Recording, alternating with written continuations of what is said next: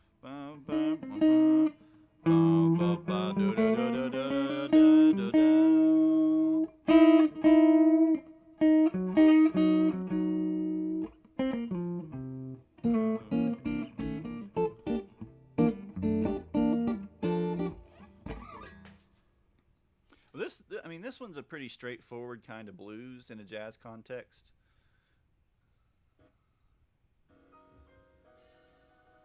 You know, like if you listen to Art Tatum or Oscar Peterson or Thelonious Monk, you'll hear lots of that in his playing here. Boom.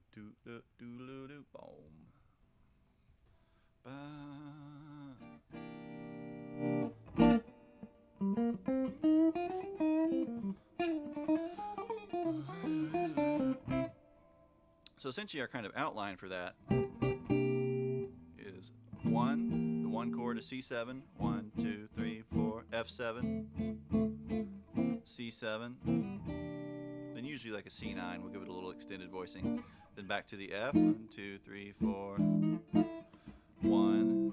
Then we'll sub in the 6, flat 6, 2, 5, 1, flat 3, 2, 5. Do da da da do da da da da da da da da do do do da do da da da da da da do do da da da da da do da do da da da da do da da do da da do do da da da da da do da da da do da da da da da.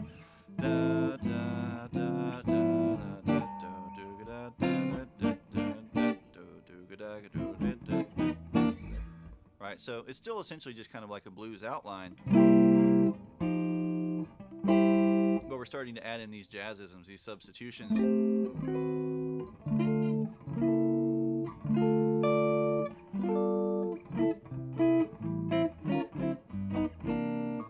To make it a little more active.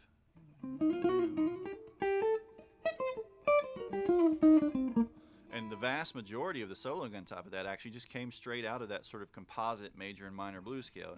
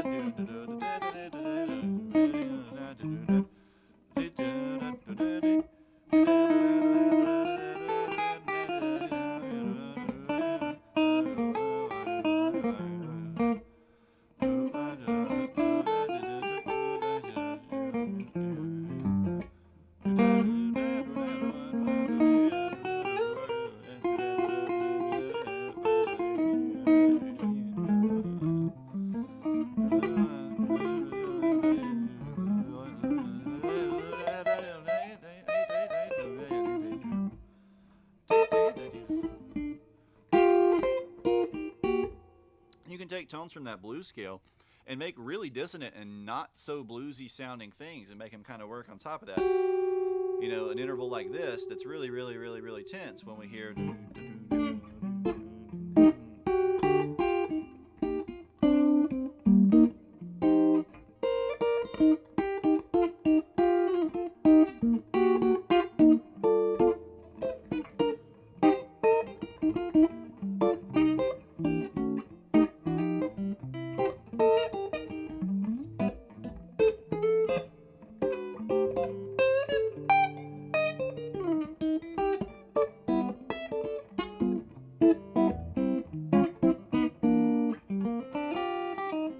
We can find some really interesting sounds just inside of those blues scale tones.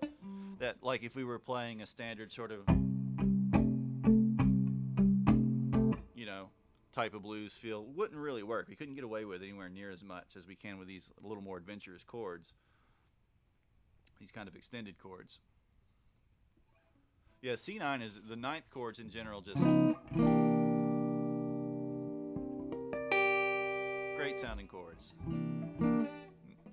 There are little variations, sharp 9, flat nine. Flat nine is one of my favorite, especially for making something really serious sounding. You know, let's say we have like,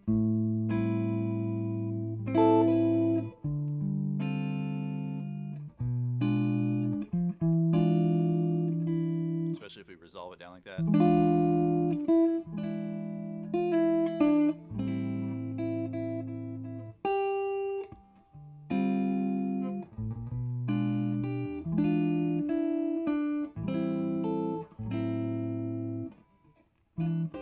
Then we can add our 13s to it, you know, so we have a C9, C13, C sharp 9 flat 13, C7 sharp 9 flat 13, in this case sharp 11, C7 flat 9 flat or sharp 11. Really mysterious sounding chord.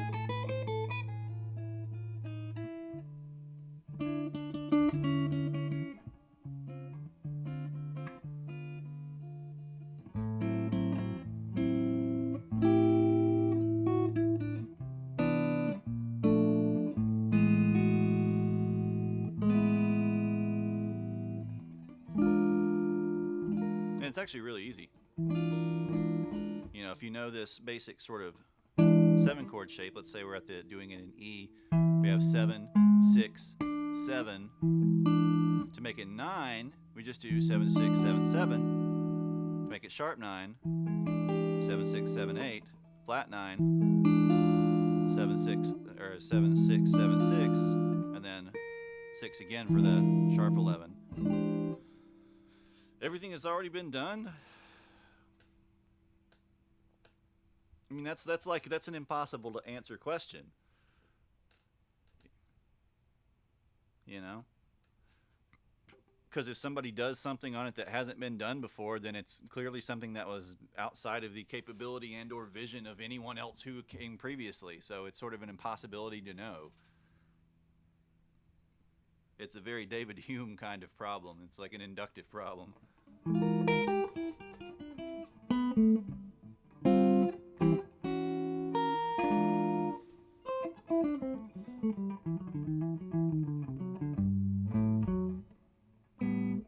You know, I still, even after playing for 21 years, I still hear people all the time doing stuff that makes me go, what on earth are they doing? You know, how are they getting that sound? How did they come up with that idea?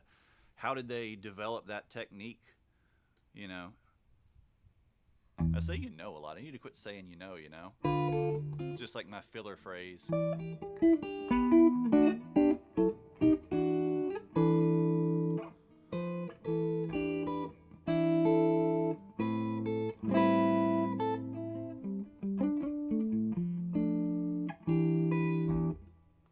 But especially now the guitar is becoming much more expansive.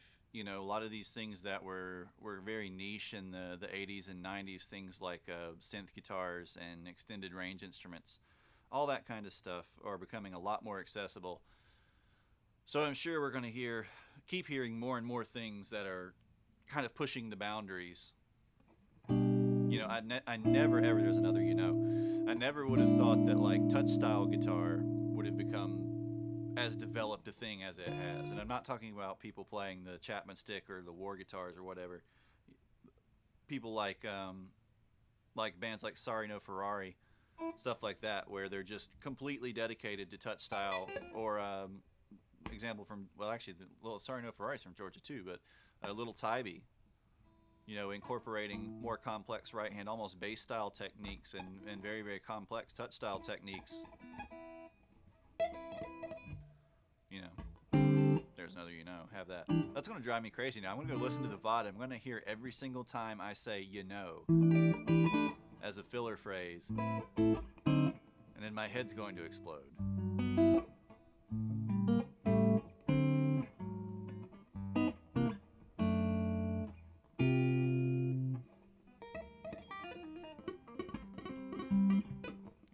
glitch tapping thing.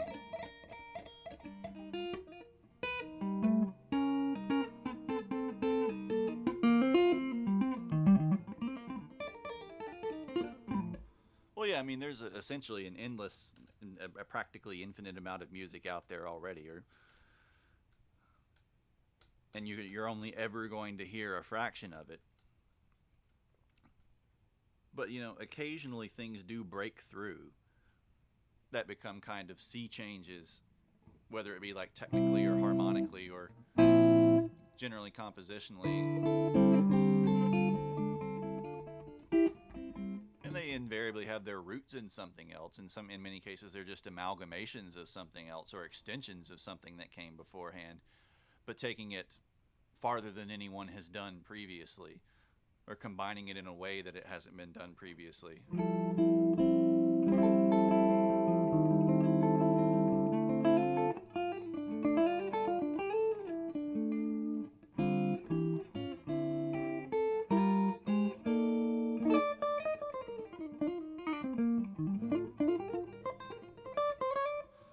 Not to mention all the massive plethora of effects that can, completely. There it is again. Oh my gosh.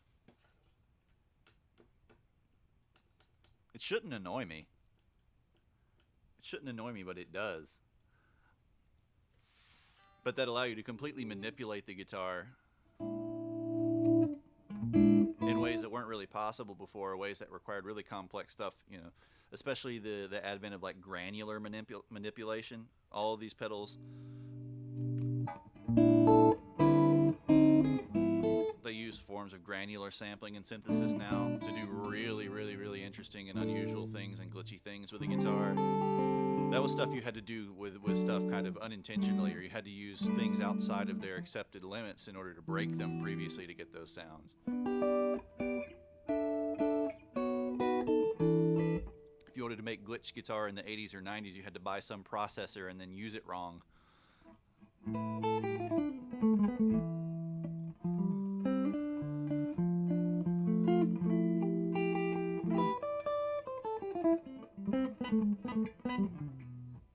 Interest in recording music? Absolutely. I haven't really had the setup available to do it in about 10 years, but that's going to change. That's one of the things that the money, the computer upgrade money is going towards, is a computer that we can record on. So I think a really fun thing to do would be to live record stuff on stream, to let's work okay, we're working with this style of music, let's record some ideas in it, let's see if we can make a piece of music out of it, with X pedals or X gear or X theme.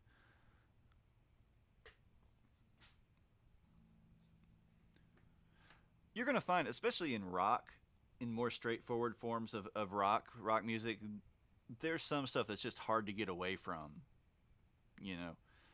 If you want to make any particular type of rock music, or anything that tends to trend towards the simpler side, whether it be rock or country or pop, they're just kind of things that make them sound the way that they sound that you can't escape. And so it just means that sometimes songs are going to sound similar. Sometimes riffs are going to be kind of close to each other. And because almost all of them have the same roots, the same styles of music, the same artists and bands and stuff as their kind of base properties, there's just going to be stuff that you can't avoid.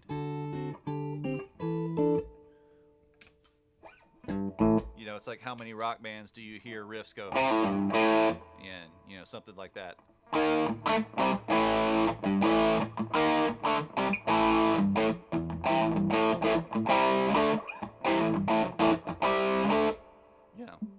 That could be 12 million rock riffs. But you got to write some different lyrics on top of it, give it a slightly different spin. Yeah, you can trace, if you really want to, you can kind of trace them, all the way back to pre-war blues guys and stuff like that. Because about all of those conventions are there in one way or another.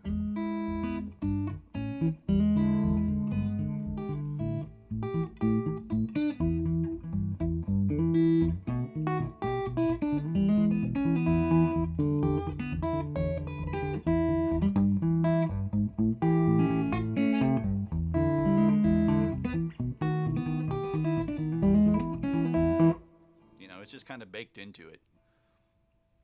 Not a lot of getting away from it without it becoming something else.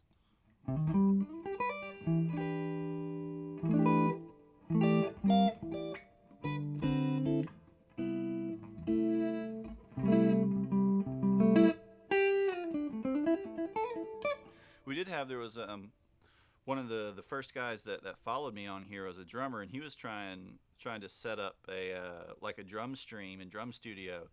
And if he ever gets that done, or if he doesn't, and I can convince one of my other drummer friends to do it, then I would like to actually make complete tracks. I would like to come up with an idea and send it off to one of them and have them record a drum track for it, and then bring it back here, and then I can come up with guitar and bass parts and stuff like that for it, live on stream, which I think would be really fun.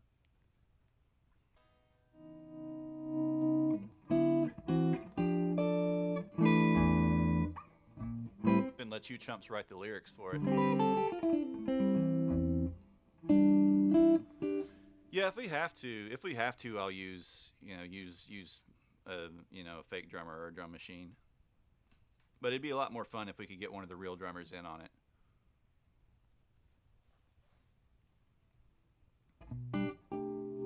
Certain types of stuff, programmed drums might be more appropriate, like if we're trying to make electronic type music.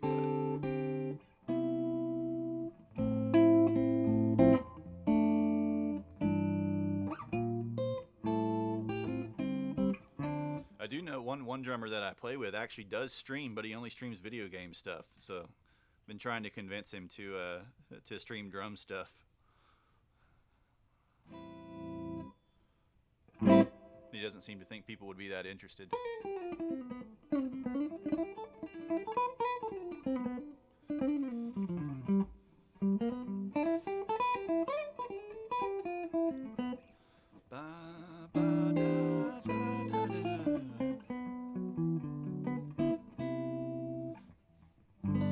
Man, that 98 followers. Come on, somebody, if you're watching, click the follow button. Let's get to 100. So close. Every time I look over there, I'm like, oh, come on.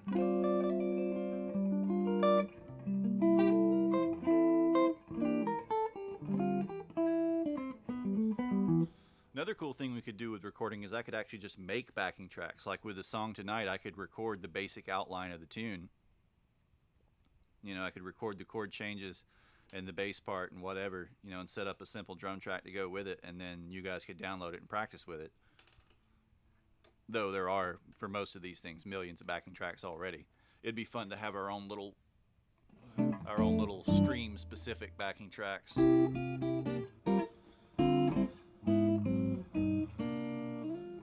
you posted something else in the Discord.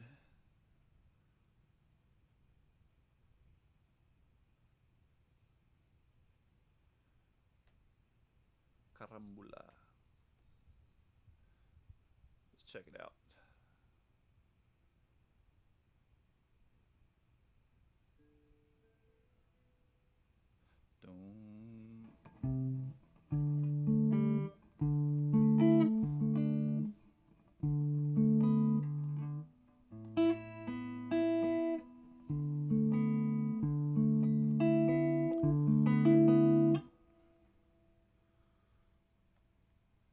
Turn it up some.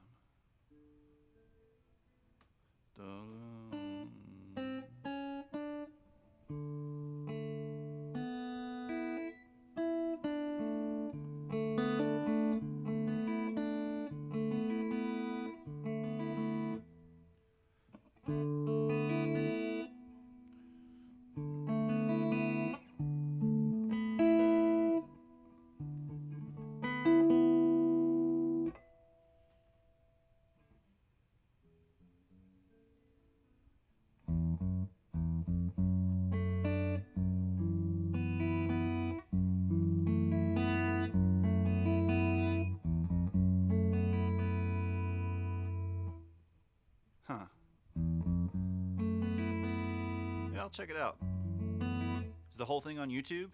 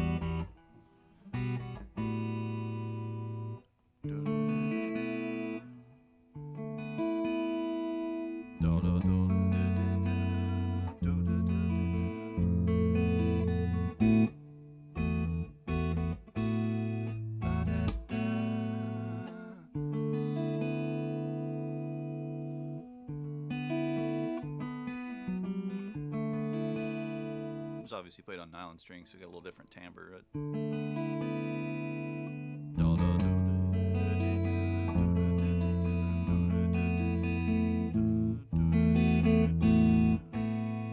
So then E minor 9, then like an A13.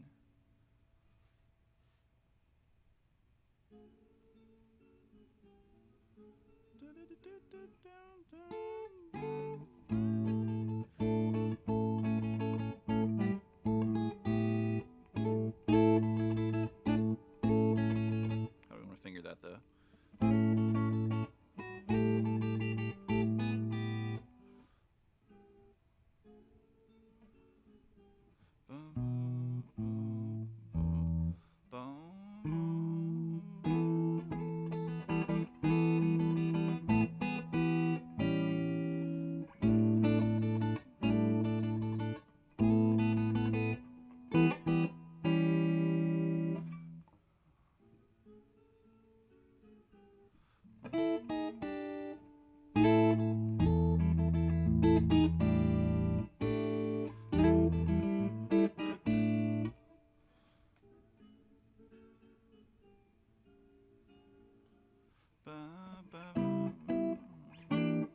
Then how do we want to finger that?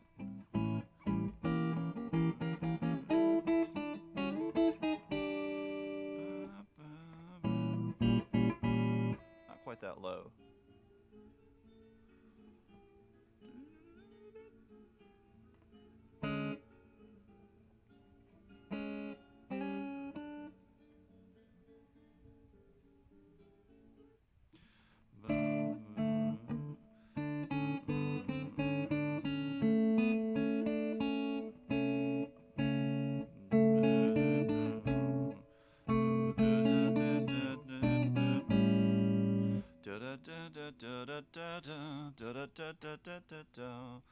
So we've got a little bass line.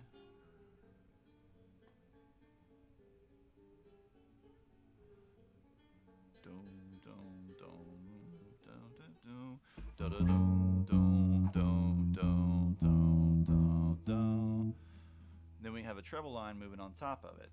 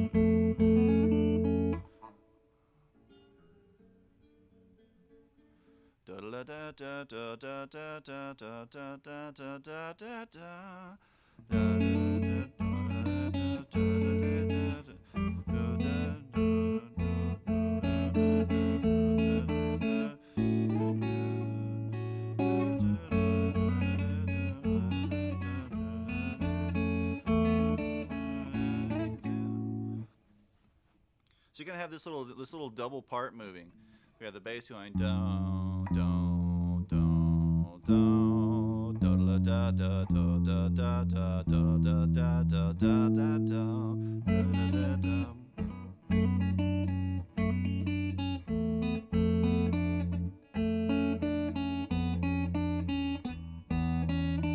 Then we get to the A.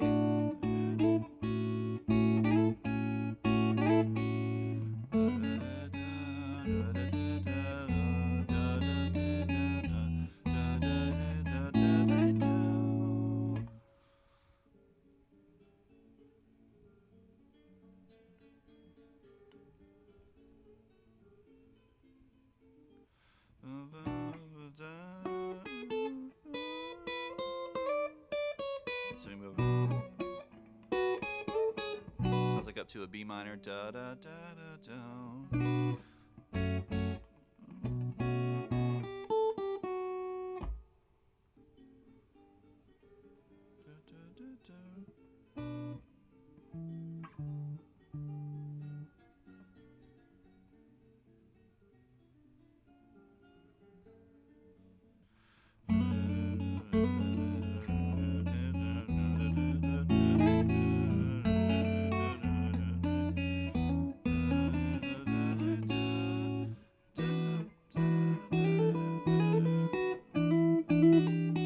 No, a little higher than that.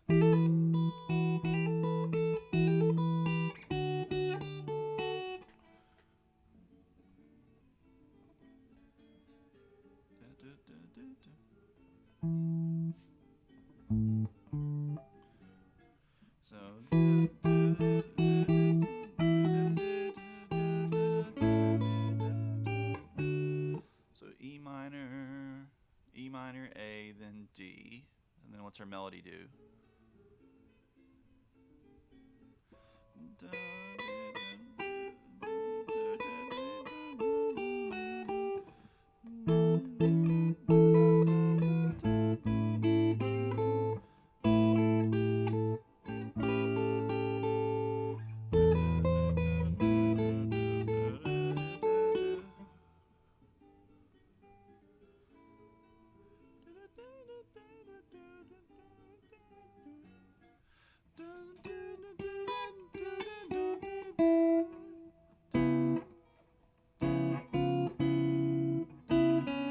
So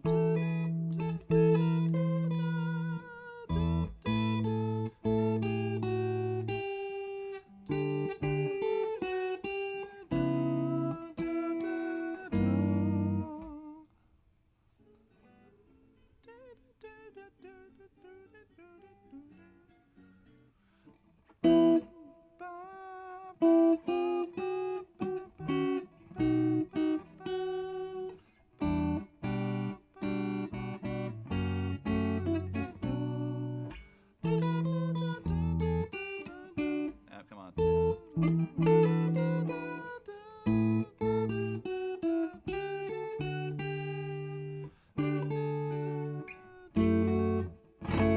We have a little Rasguiato in there.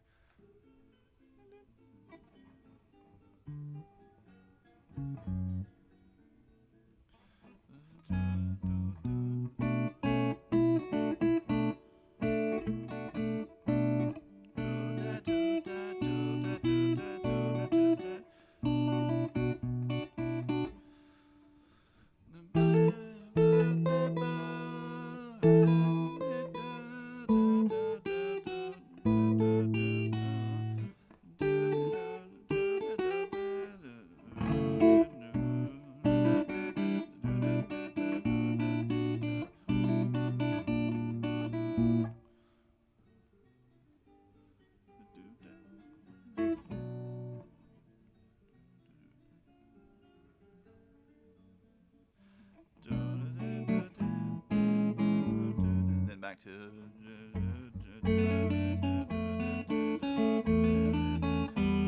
right.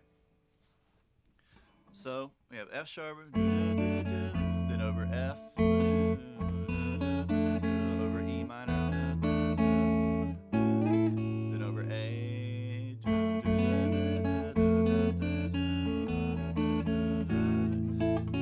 then up to an E minor, then to an A, then to a D, then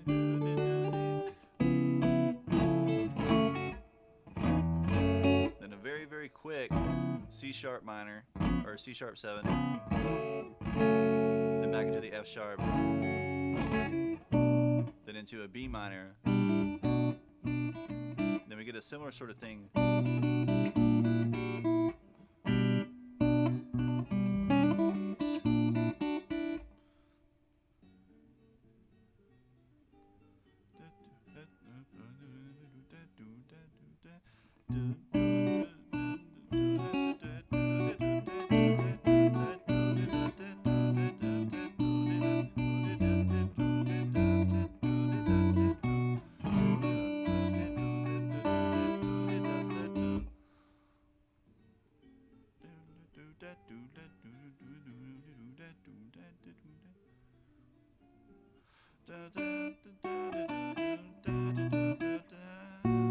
Little chromatic walk down. Then it's going to come back.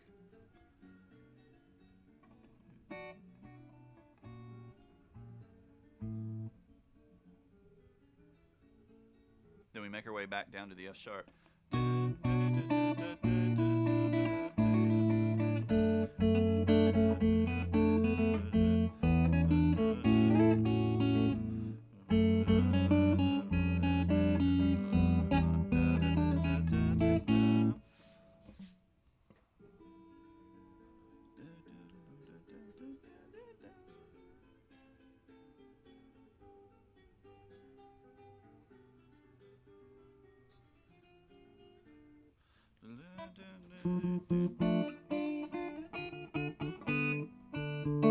Interesting. Makes its way back around to the D. So.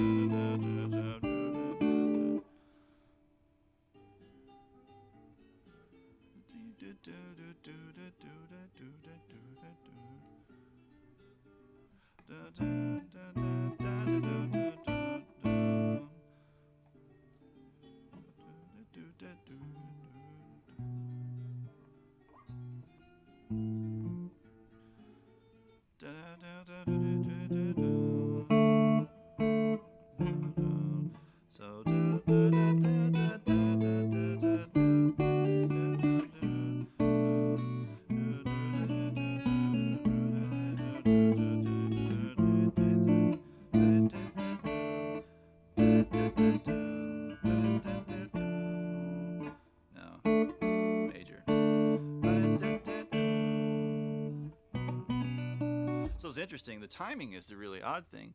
Like the chords aren't anything super weird.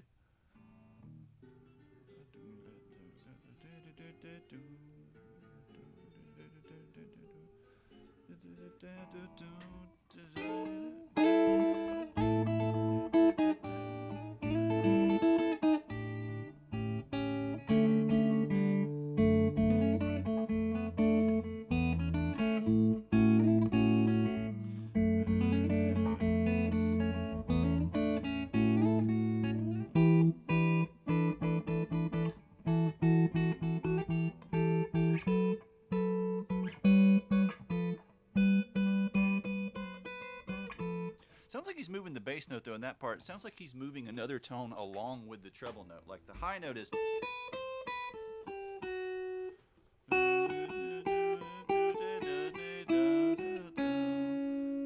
But there's something else moving along with it.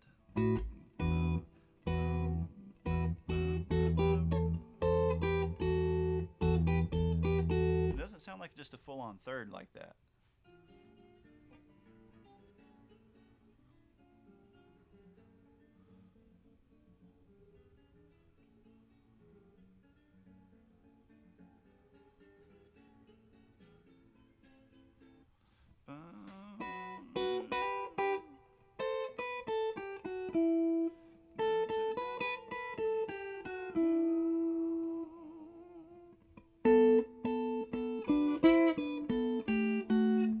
Maybe like that, playing it like a sixth down.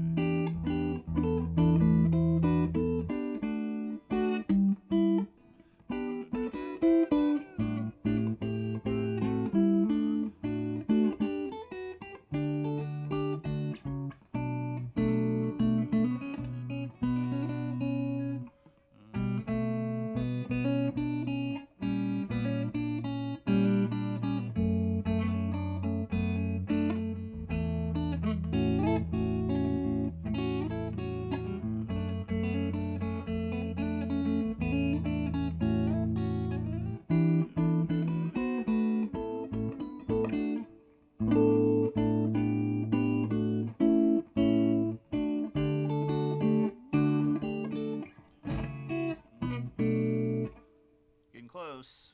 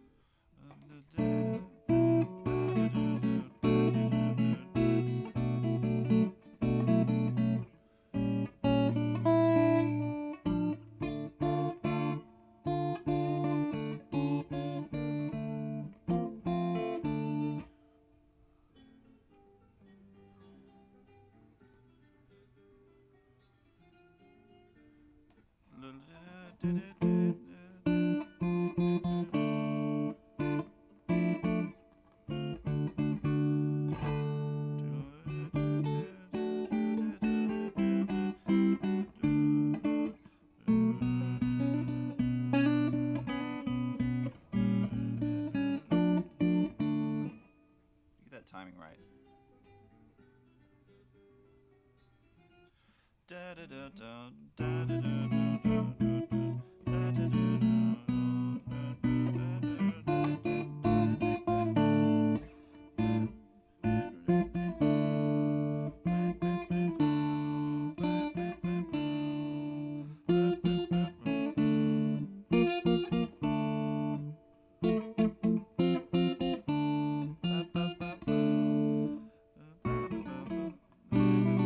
Probably played open.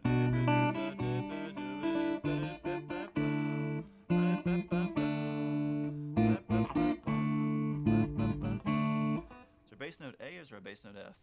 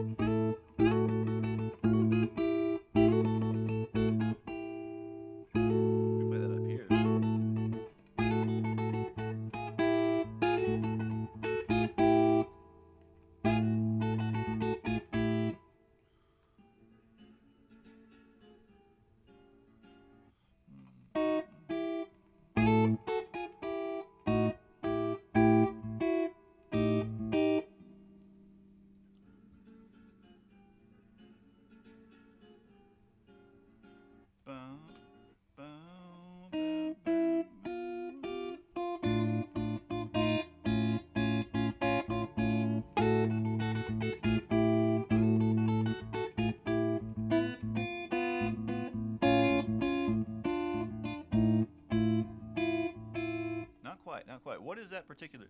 There's like one little thing here. One little thing, one little note change.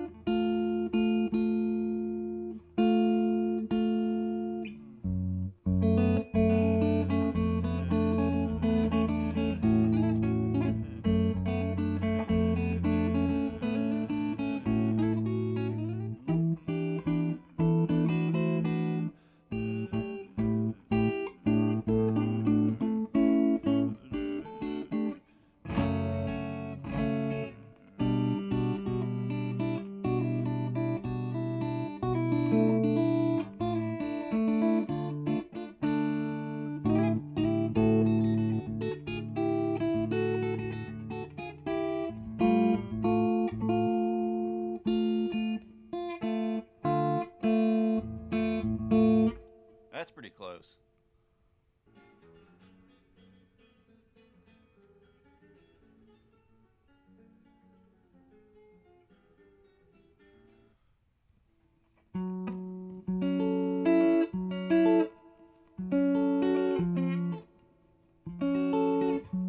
It's probably moving up here now.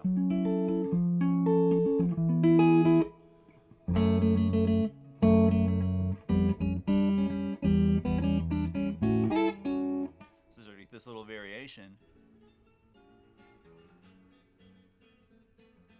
Ba-da-ba-ba, ba-da-ba-ba, ba-da-ba, ba-da-ba-ba, ba-da-ba-ba, ba-da-ba-ba.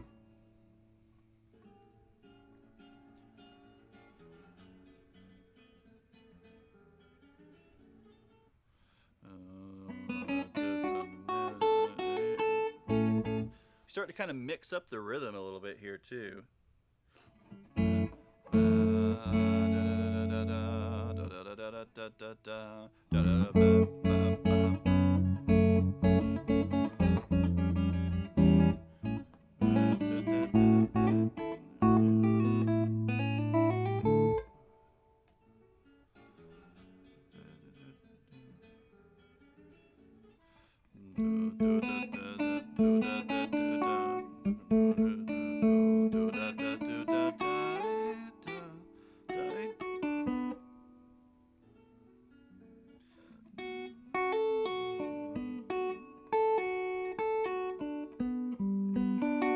We're coming down in an arpeggio here.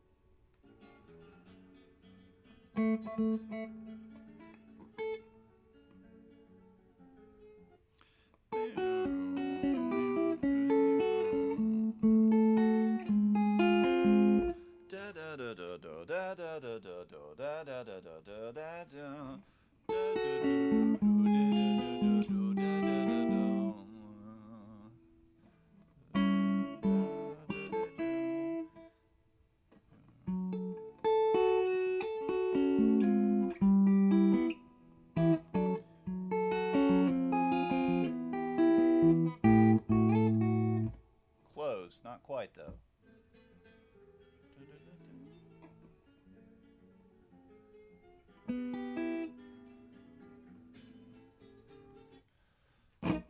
So we're coming up out of that A.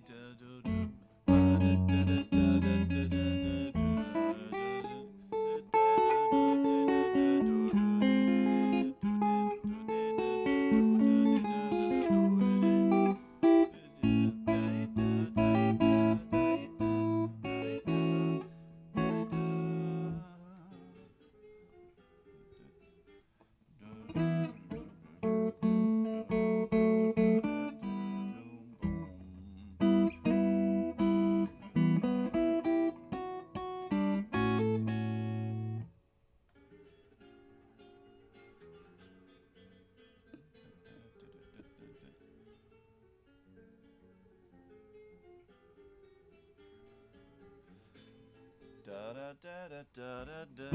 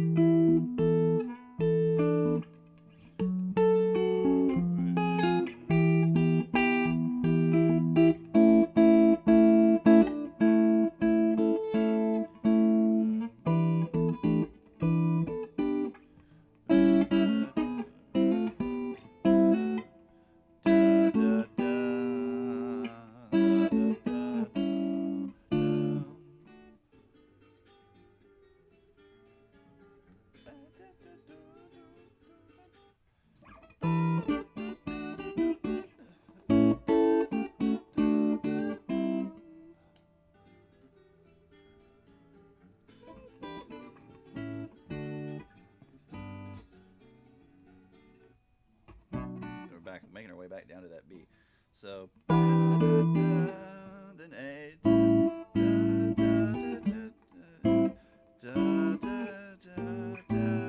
There we go.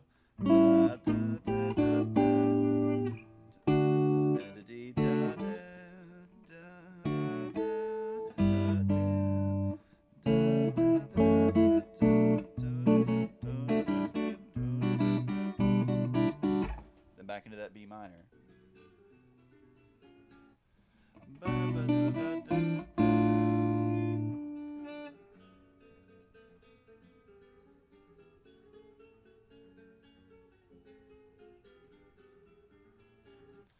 So then right into more variation of that. So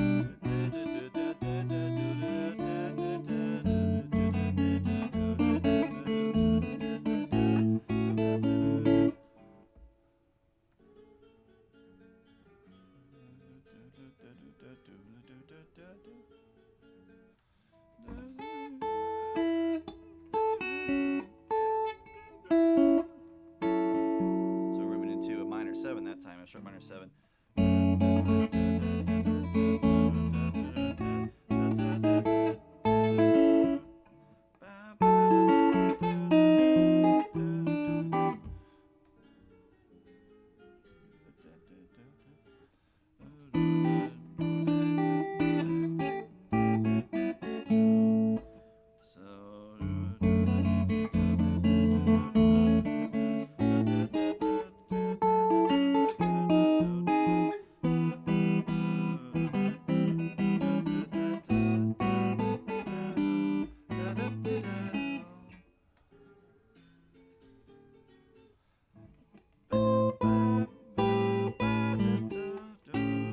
So then we're moving a little higher.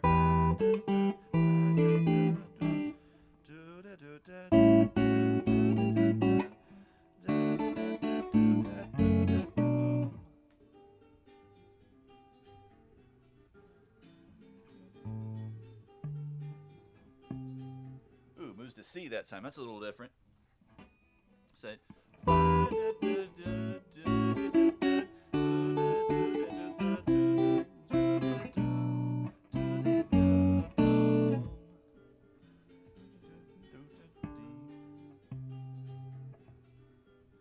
So that time it's substituting that F sharp. It's going to tritone sub the F sharp 7 for a C7. And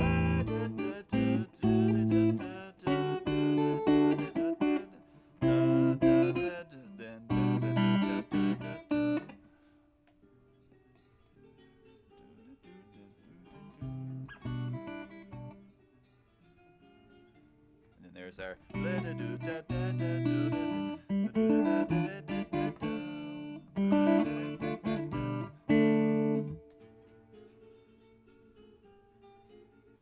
Back to it.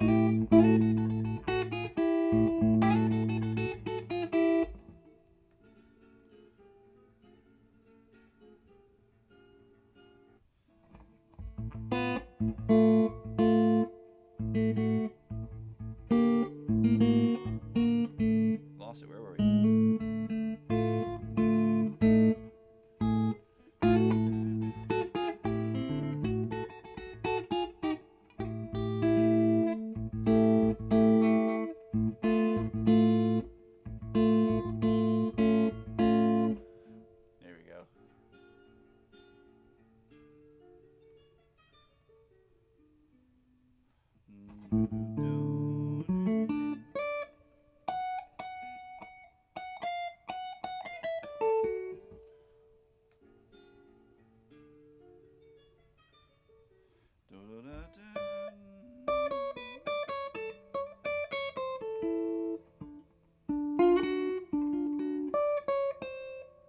Not quite.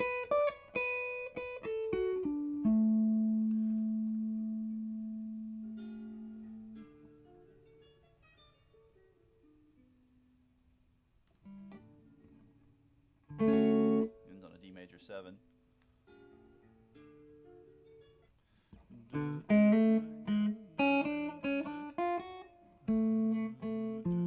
Not quite that low.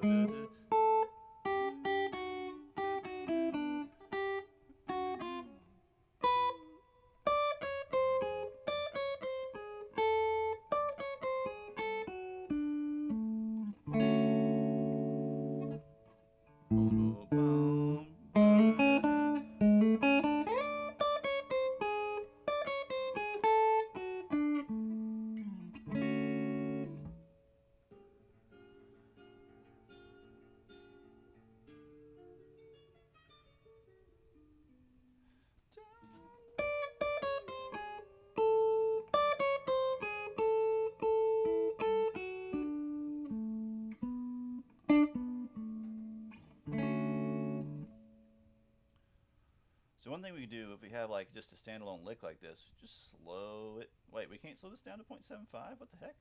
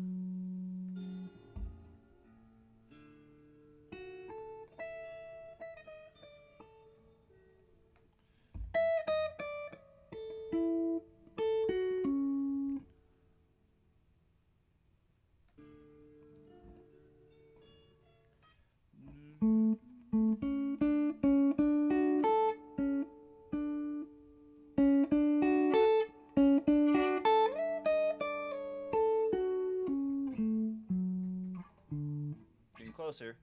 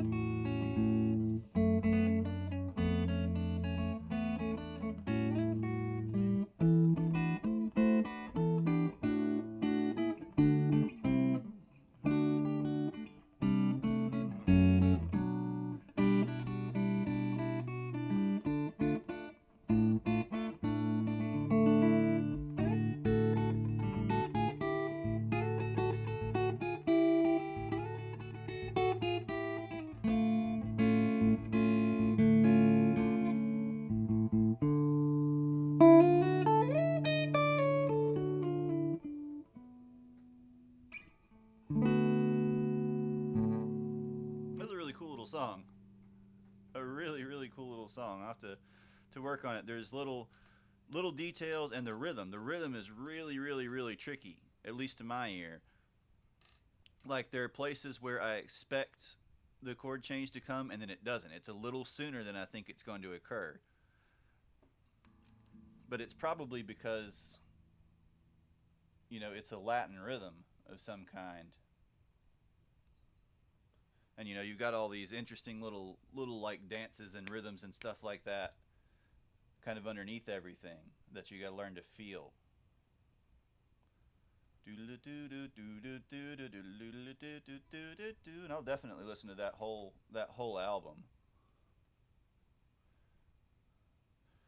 Yeah, he probably made a lot more money than he made as a comedian and an actor than he ever would have as a musician, though. Such is the fate of the musician.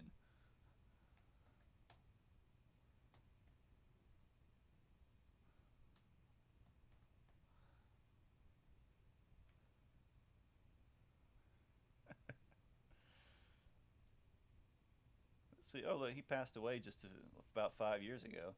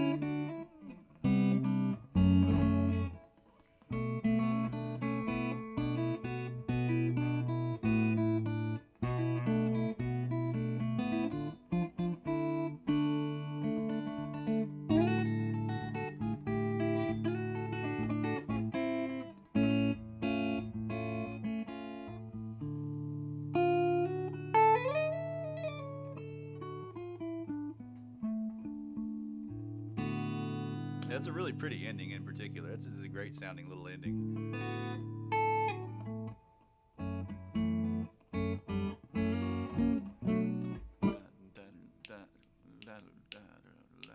If I can get that underlying rhythm right, it'll help a lot.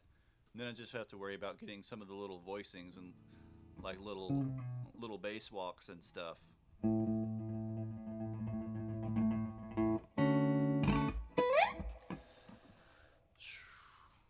Well, if it's called guitar solos, it's probably just guitar. You would think that would make sense.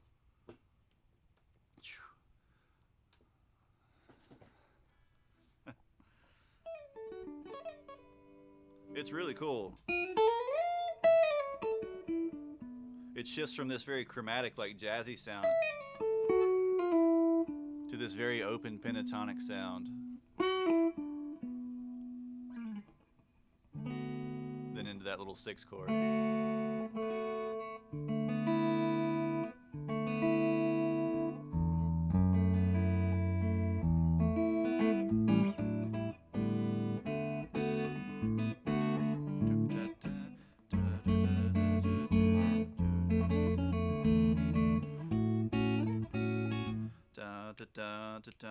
It's really the thumb. Like that's the big thing. If you can work out the thumb, like the exact kind of rhythm he's playing with his thumb, you'll start to sort of hear or start to sort of feel like the overall rhythm of the thing.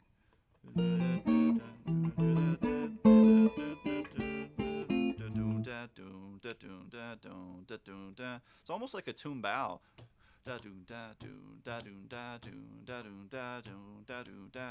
Kind of thing. Have to imagine that I'm a conga player or something.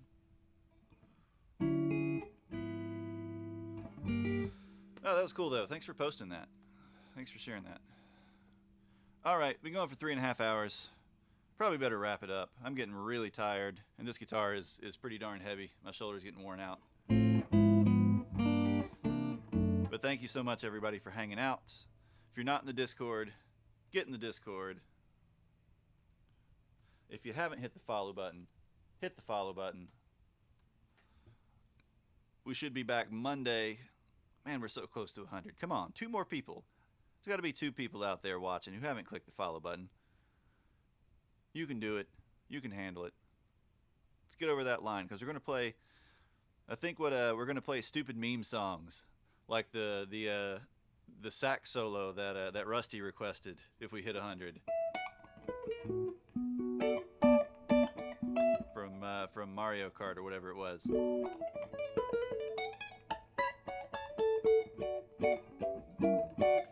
But we'll be back Monday with Metal Monday. So get your requests in for that in the Metal Monday channel. Anybody got any last questions or comments or anything before we wrap up?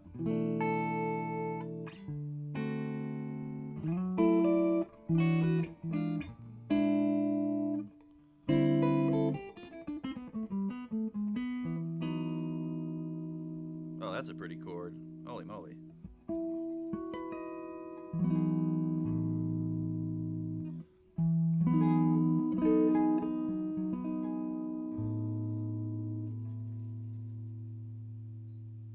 Set my fan back to rotating and starting to dry my eyeball out. All right. Is there anybody we should raid? Every time we try raiding somebody, they ignore us.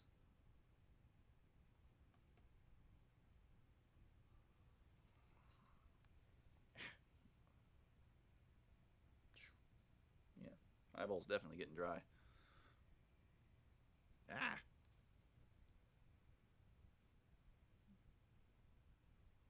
Goodness. Hate that sensation. Dude, I can't figure that person out. They get on. Like I get constant updates, like every 2 or 3 hours that they've gone live, and then sometimes they'll stream for like 10 hours or more.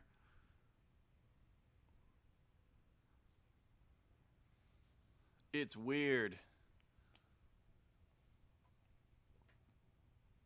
You know, they're just playing kind of like lounge jazz.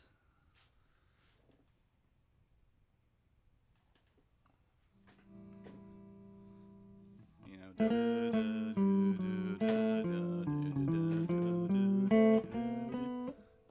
playing like really, really, really direct. Yeah, they're online now.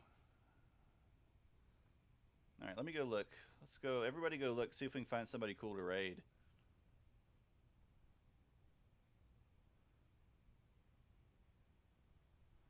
La do do do do do do do do.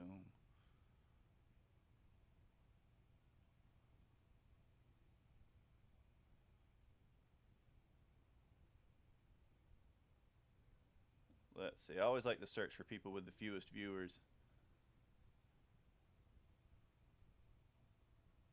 Preferably somebody like actually playing an instrument. Not to be demeaning to DJs, but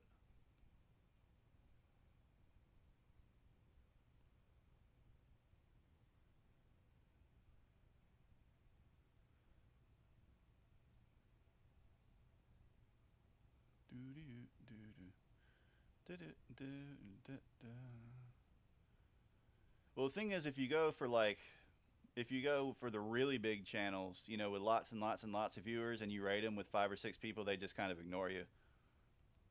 Though so far, our luck, the people with like 1 viewer have ignored us as well.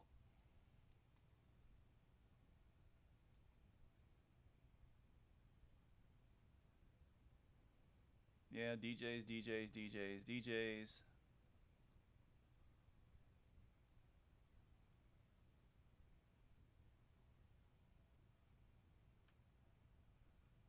DJs. Gotta find somebody that's actually doing something cool too.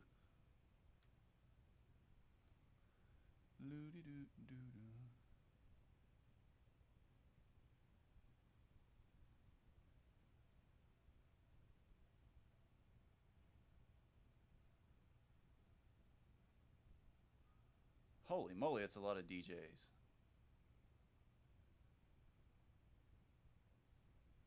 Still scrolling.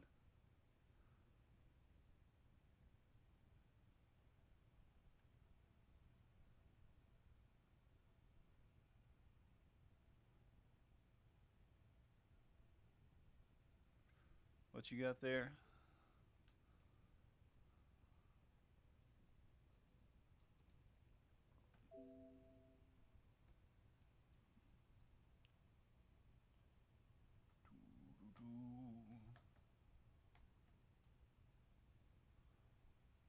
See what they're up to.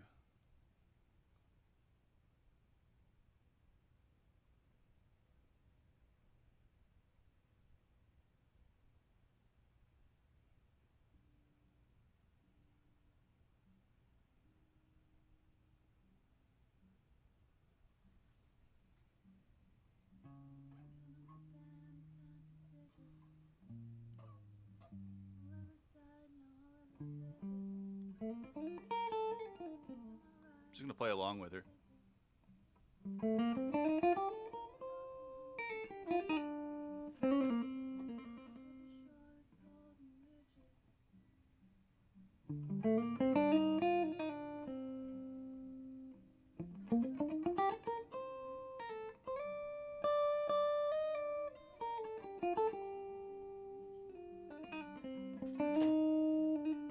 Well, the first one just switched to followers only chat.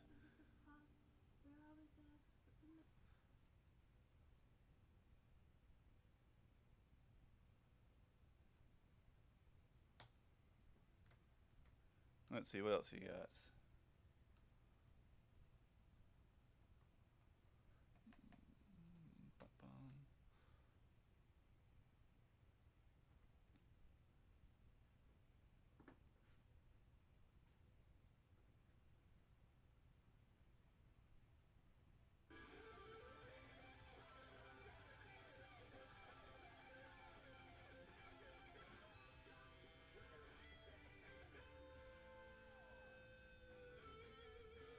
Hey, this dude can play.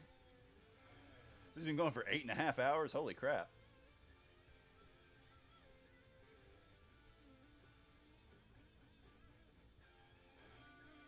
Alright, let's raid this guy. Help him out in his he's apparently going to go for 12 hours, which is crazy. Alright. Let's see. Can I do it directly from here?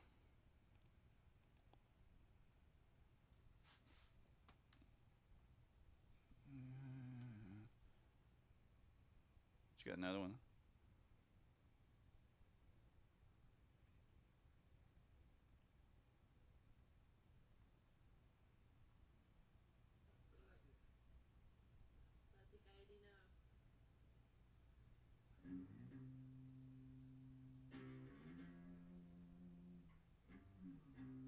Sounds like I was playing Velvet Underground.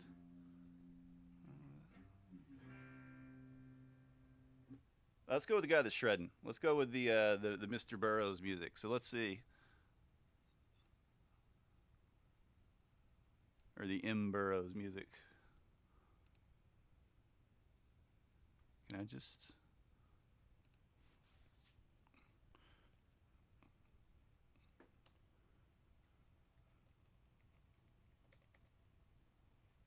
Alright.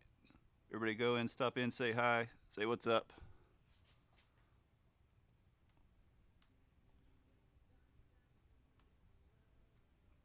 He was shredding pretty hard a second ago.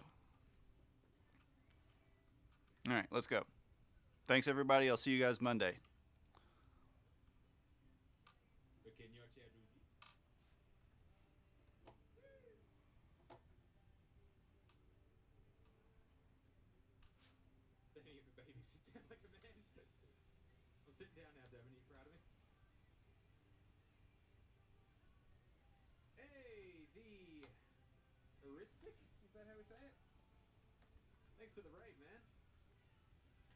Welcome. We're currently in our